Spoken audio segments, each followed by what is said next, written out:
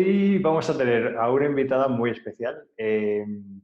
Pasó algo muy gracioso y fue que en uno de estos viajes de coches compartidos yo tuve la suerte que la conductora era ella, era Lourdes Lacalle, la autora de este libro y coach de profesión, y me parece súper interesante que la tengamos un día y hable con nosotros. Hola Lourdes, buenas tardes. ¿Qué tal, Alberto? Muchísimas gracias, que para mí también es un placer y me encantan esas casualidades que te abren posibilidades, o sea que estupendo. ¿Verdad que sí?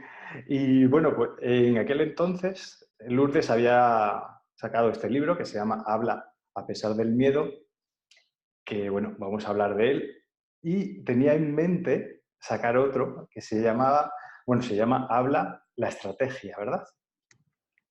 Sí, ahora te lo enseño, mira, habla de estrategia, la llave del éxito. El habla a pesar del miedo era la llave del cambio y la estrategia, habla de estrategia, la llave del éxito. Y bueno, la palabra habla es muy importante, es el verbo hablar, pero lo que hay detrás de ello es las bodegas habla también. Es una especie de combinación entre un libro de autoayuda y también nos explica la experiencia personal de Lourdes con las bodegas habla. ¿Correcto? Ujú, totalmente correcto. Uh, Sí, yo llegué a la bodega, a la bodega Habla, de la mano de su fundador con la persona que estaba casada. y bueno, pues el libro, bueno, el primero va por la segunda edición, así que enhorabuena y enhorabuena por el segundo libro también, Lourdes. Gracias. Y bueno, pues después de haberlo leído, la verdad es que es súper fácil de leer, es cómodo, así para el verano es una de las lecturas que tenéis que hacer. A mí me llama mucho la atención, Lourdes, lo primero es, porque en este libro te quitas la máscara, te desnudas totalmente y hablas como de muy pequeñita te vas a Sevilla, a un colegio interno, ¿verdad? Ujú. Ahí de señoritas. Sí. Cuando lo normal de una mujer a esa edad era, bueno, pues simplemente pues educarla para ser ama de casa y cuidar al marido. Sí, pero en mi caso para nada, ¿no? Porque nuestros padres, yo soy tercera de 8 hermanos, hemos estado internos todos y nos educaron para trabajar y para hacer una carrera y para, quizás en Trujillo las posibilidades de colegio no era, pues bueno, lo que ellos pensaban o querían para nosotros y de ahí el irnos internos.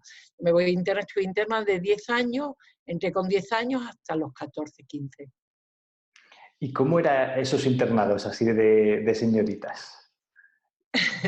Pues mira, de una disciplina impresionante, de, con una doble vertiente de pasarlo muy bien con, pues bueno, pues todo el día con internas, ¿no? Con todo el día, con una programación perfectamente ocupada todo el día, con un matiz religioso importante, porque nosotros teníamos misa y rosario diario, pero al mismo tiempo luego una disciplina muy sí, muy férrea, ¿no? Porque era una disciplina muy severa, pero por otra parte, bueno, pues también hacíamos mucho deporte, nos reíamos mucho en los internados, o sea, en los recreos, tienes amigas que a lo mejor hace muchísimos años que no te ves, pero siguen siendo, bueno, pues hemos vivido unas experiencias de mucho tiempo y muy intensas, ¿no?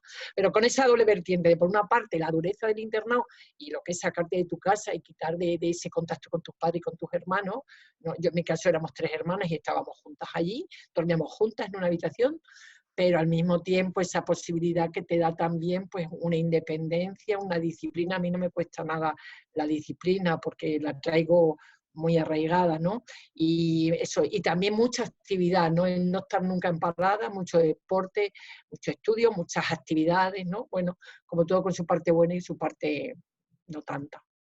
Y luego, la verdad es que tampoco te quedaste en Trujillo porque fuiste también a estudiar COU a Madrid, has estado viviendo en Inglaterra. Sí. Ha sido un poco, muy poco normal para lo que era una juventud para una mujer en Extremadura en aquella época. Sí, mira, yo luego fui azafata de Iberia y el año que me fui a Inglaterra, bueno, empezaban a irse las primeras personas que se iban a Inglaterra pues a cuidar niños, pero a estudiar allí todavía no era muy frecuente, es verdad. Pero bueno, mi familia tenía, bueno, ha vivido, mi abuelo, por ejemplo, era de Madrid, ¿no? Bueno, tenía otra mentalidad diferente a lo que era la mentalidad de Trujillo, ¿no? Habían viajado mucho, tenían una familia con posibilidades, ¿no? En el sentido de, bueno, de pertenecer a una clase social muy acomodada y muy bien, entonces, bueno, con más posibilidades a lo mejor que en otros familias, ¿no? Entonces, la idea esa de darnos una educación y de darnos unas posibilidades que nos hicieran independientes, sobre todo, y autónomos a la hora de funcionar por la vida. Y luego, Lourdes, lo primero que hice cuando cogí tu libro, bueno, vi tu descripción y te describes como coach ontológico, que es más o menos, sí, corrígeme si me equivoco, es ver siempre el lado positivo de las cosas, ¿correcto? Bueno, esa es una de las versiones de a lo que te lleva un proceso de coaching y tal, pero el coach ontológico en realidad lo que es ir al fondo de la persona, ¿no?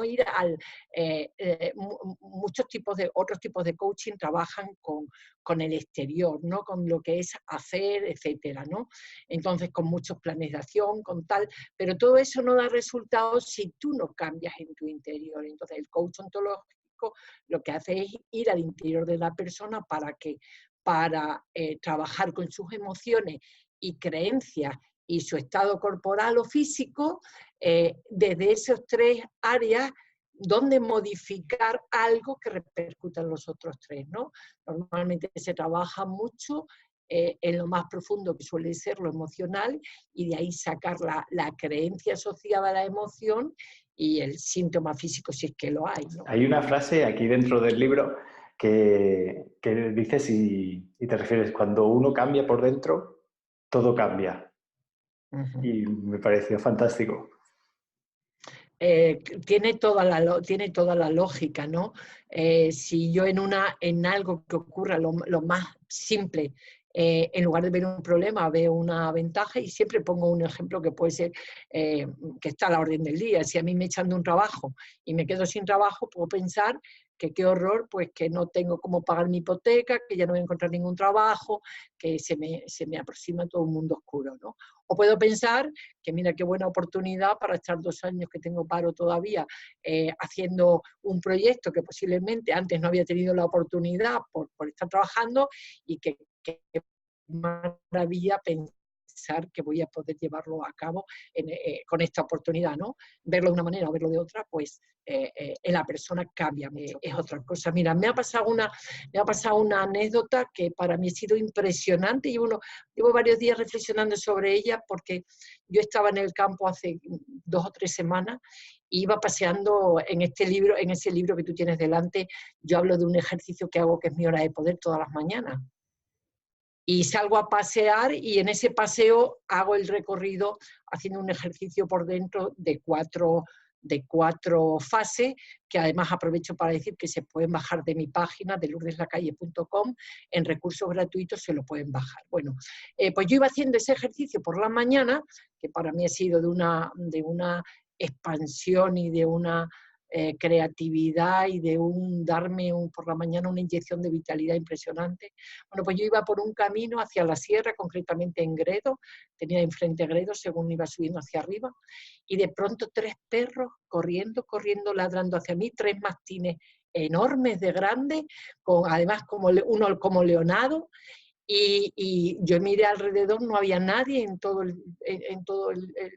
los alrededores, en el camino sola, y de pronto los 3 perros, que era guau, guau, guau, guau, que los vi como desde 500 metros, uno viene, se pone delante, o sea, detrás de mí con la zarpa en el hombro, el otro con la cara aquí, grande, ladrándome y abriéndome la boca, y el tercero aquí. Y según tenía la cara de uno de ellos aquí, fui a defenderme, y en ese momento pensé en una anécdota que cuento en ese otro libro de 2 perros, y pensé, digo, Lourdes, quédate tranquila, respira y no hagas nada.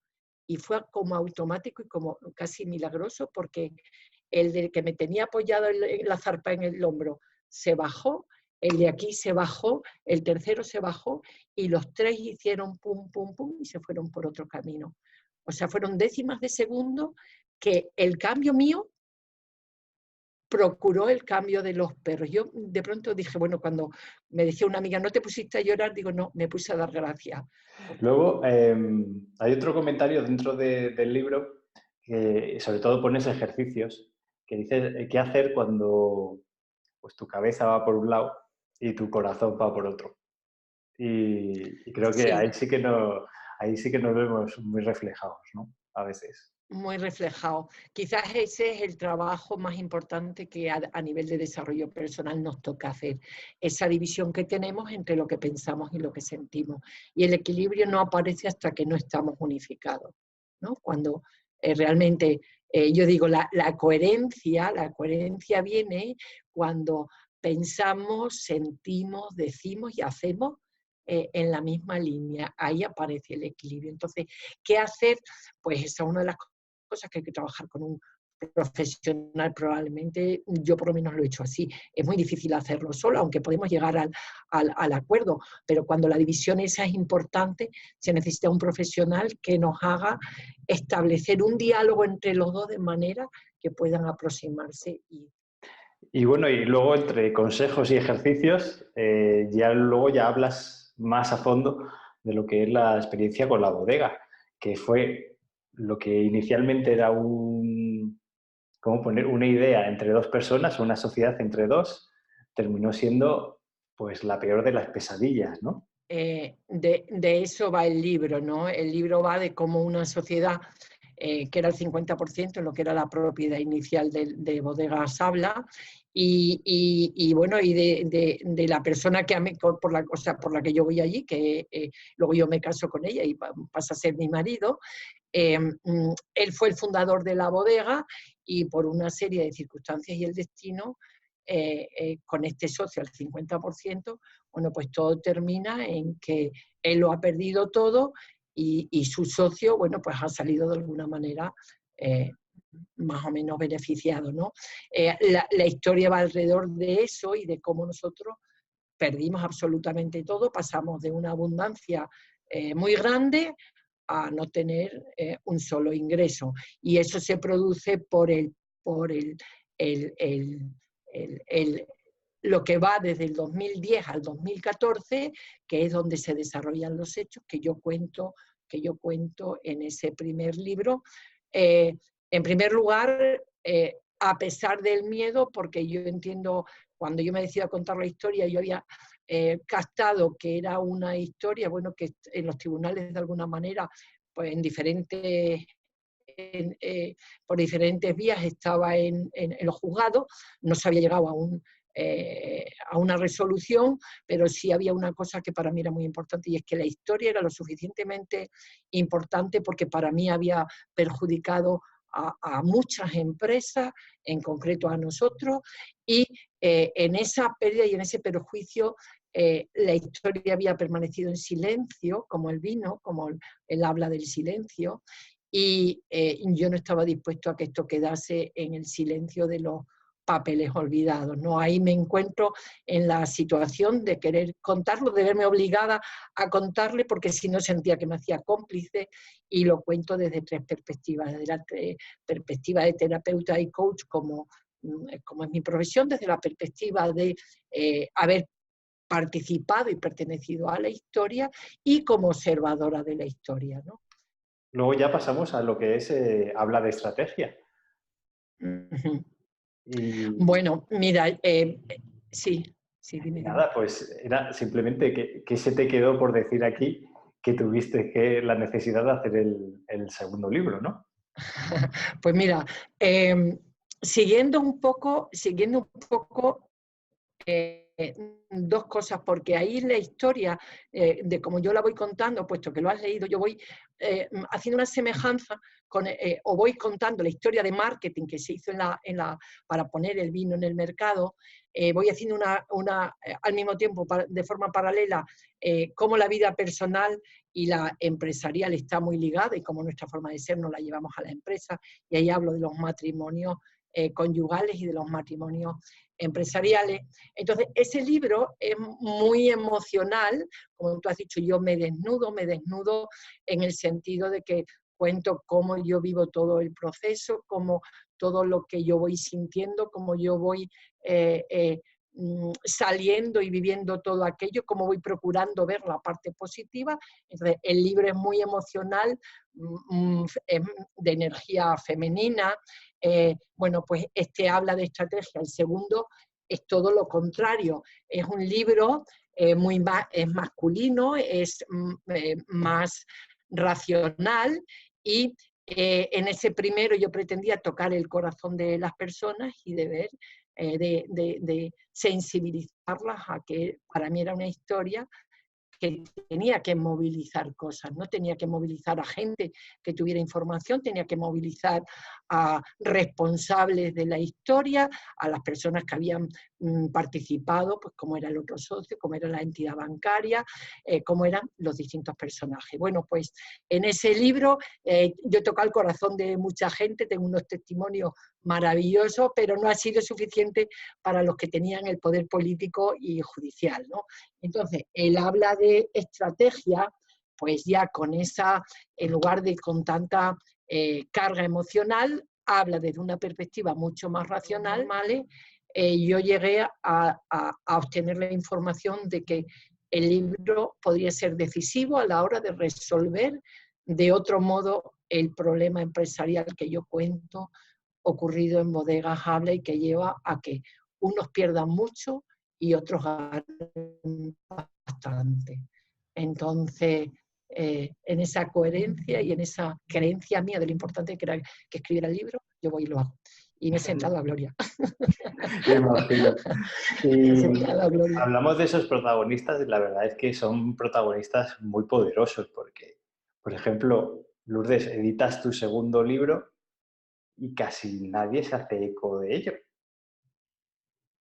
Ahí lo Nadie se dejamos. hace vale, nadie se hace eco de ello porque a nivel provincial, por ejemplo, el año pasado pues, hubo periódicos que sí me publicaron en revistas y tal. Bueno, a nivel Trujillo, por ejemplo, la televisión Trujillo grabó la presentación, se han subido vídeos a nivel Extremadura, YouTube, yo tengo puesto presentación, tengo una entrevista, tengo unas preguntas que yo le hago, porque en el segundo libro, en el habla de estrategia, yo doy nombres de bancos. Entonces yo, ante Liberbank en concreto, hay un vídeo donde yo insto a Liberbank, que dice la Junta General de Accionistas de Liberbank, a que conteste a unas preguntas que el libro contiene con respecto a lo sucedido y a la situación económica con respecto a la entidad de Bodegas Habla, porque esas preguntas contestarían a si había una estrategia perfectamente pensada y planificada desde el minuto 1 o no. Y si ha habido personas que se han sumado a esa estrategia. Hasta ahora no he sido capaz de que me conteste porque la Junta General las hice, pero no me han contestado hasta hoy, no ha habido ninguna contestación. El vídeo yo lo he subido a internet y está en YouTube, en lourdeslacalle.com.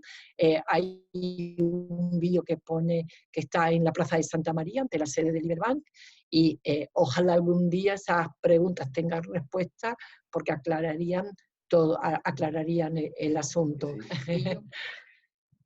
Pues nada, Lourdes, muchísimas gracias por tu tiempo. Gracias a ti, Alberto. Y nada, espero verte pronto y hablamos de la estrategia. Te iré contando cómo va evolucionando la cosa porque no hay dos sin tres, habla un tercero. Uy. Venga, pues Bueno, nada, Lourdes, un besazo. Muchas gracias. un beso grande y gracias por la entrevista. Alberto, adiós. Mucha suerte. Adiós a todos.